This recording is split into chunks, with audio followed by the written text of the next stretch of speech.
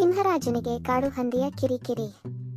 ಆಳು ಕಾಡಿನ ಮಧ್ಯದಲ್ಲಿ ಒಂದು ದೊಡ್ಡ ಬಂಡೆಯ ಮೇಲೆ ಸಿಂಹರಾಜ ಗಾಢ ನಿದ್ರೆಯಲ್ಲಿದ್ದ.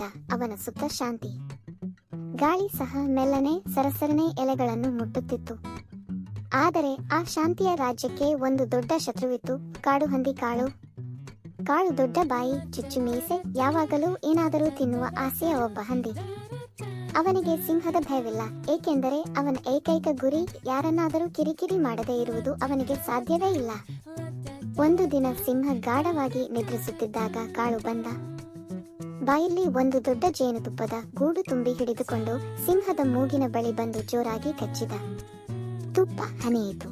ಸಿಂಹದ ಮೂಗಿಗೆ, ಕೆನ್ನೆಗೆ, ಗುದ್ದಲಿಗೆ ಎಲ್ಲೆಡೆ ಸಿಕ್ಕಿತು. ಸಿಂಹ ಒಮ್ಮೆಲೆ ಕಣ್ಣು ತೆರೆದು ಗರ್ಜಿಸಿದ, ಆರ್ರ್. ಕಾಳು ಒಂದು ಕ್ಷಣ ನಿಂತು ನೋಡಿ ದೊಡ್ಡ ಹಲ್ಲು ತೋರಿಸಿ ನಕ್ಕ, ಏನ್ರ ರಾಜ, ಜೇನುತುಪ್ಪ ಫ್ರೀ ಟೇಸ್ಟ್, ಲೈಕ್ ಮಾಡಿ ಶೇರ್ ಮಾಡಿ ಅಂತೀಯಾ? ಸಿಂಹ ರೇಗಿ ಜಿಗಿದು ಓಡಿದ. ಆದರೆ ಕಾಳು ಈಗಾಗಲೇ ಒಂದು ದೊಡ್ಡ ಮರದ ಹಿಂದೆ ಮರೆಯಾಗಿ ಕೂತುಕೊಂಡಿದ್ದ. ಸಿಂಹ ಹುಡುಕಿದ, ಗರ್ಜಿಸಿದ, ಯಾರೂ ಇಲ್ಲ. ದೂರದಿಂದ ಕೇವಲ ಕಾಳನ ನಗುವಿನ ಧ್ವನಿ. ಮರುದಿನ ಸಿಂಹ ತನ್ನ ಆಹಾರವಾದ ಜಿಂಕೆಯ ತುಂಡನ್ನು ಇಟ್ಟುಕೊಂಡು ಊಟಕ್ಕೆ ಕೂತ. ಕಾಳು ಗುಪ್ತವಾಗಿ ಬಂದು ಆ ಮಾಂಸದ ಮೇಲೆ ಒಂದು ಚಿಕ್ಕ ಕಡ್ಡಿಯಿಂದ ಬರೆದ, ಕಾಳು ಇಲ್ಲಿ ತಿಂದಿದ್ದಾನೆ, ರಾಜನಿಗೆ ಶುಭಾಶಯ. ಸಿಂಹನಿಗೆ ತಲೆ ಕೆಡ್ಡಿತು. ಆದರೆ ಕಾಳು ಈಗಾಗಲೇ ದೂರದ ಬುಡದಲ್ಲಿ ಕುಳಿತು ಜೋರಾಗಿ ನಗುತ್ತಿದ್ದ. ಇನ್ನೊಂದು ದಿನ ಸಿಂಹ ಬೆಳಿಗ್ಗೆ ಎದ್ದು ನೋಡಿದರೆ ಅವನ ಬಾಲಕ್ಕೆ ಒಂದು ದೊಡ್ಡ ಒಣಗಿದ ಗೆಡ್ಡೆ ಕಟ್ಟಲಾಗಿತ್ತು. ಓಡಾಡಿದಾಗ ಗೆಡ್ಡೆ ತೂಗಾಡಿ ದಟ್ ದಟ್ ಎಂದು ಸದ್ದು ಮಾಡುತ್ತಿತ್ತು. ಕಾಳು ಮರದ ಮೇಲೆ ಕೂತು ಕಿರಿಕಿರಿ ಮಾಡುತ್ತಿದ್ದ, ರಾಜ, ನಿನ್ನ ಹೊಸ ಫ್ಯಾಷನ್ ಜಾನ್ ತುಂಬಾ ಗ್ರೇಟ್ ಆಗಿದೆ. ಕೊನೆಗೊಂದು ದಿನ ಸಿಂಹ ಸಹಿಸಲಾರದೆ ಗರ್ಜಿಸಿ ಹೇಳಿತು, ಕಾಳ, ಇನ್ನೊಂದು ದಿನ ನಿನ್ನನ್ನು ಒಂದೇ ಪ್ರಹಾರಕ್ಕೆ ತುಂಡು ಮಾಡ್ತೀನಿ. ಕಾಳು ಮರದ ಮೇಲಿಂದ ಶಾಂತವಾಗಿ ಉತ್ತರಿಸಿದ, ಮಾಡು ರಾಜ.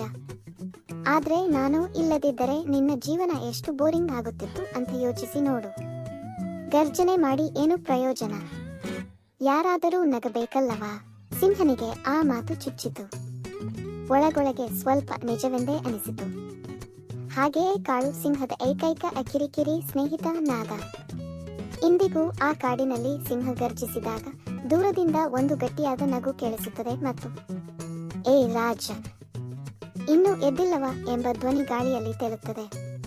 ಕ್ರಮೇಣ ಸಿಂಹನಿಗೆ ಅರಿವಾಯಿತು, ಕೆಲವೊಮ್ಮೆ ಜೀವನದಲ್ಲಿ ಒಬ್ಬ ಕಿರಿಕಿರಿ ಮಾಡುವ ಸ್ನೇಹಿತ ಇರುವುದೇ ದೊಡ್ಡ ಭಾಗ್ಯ.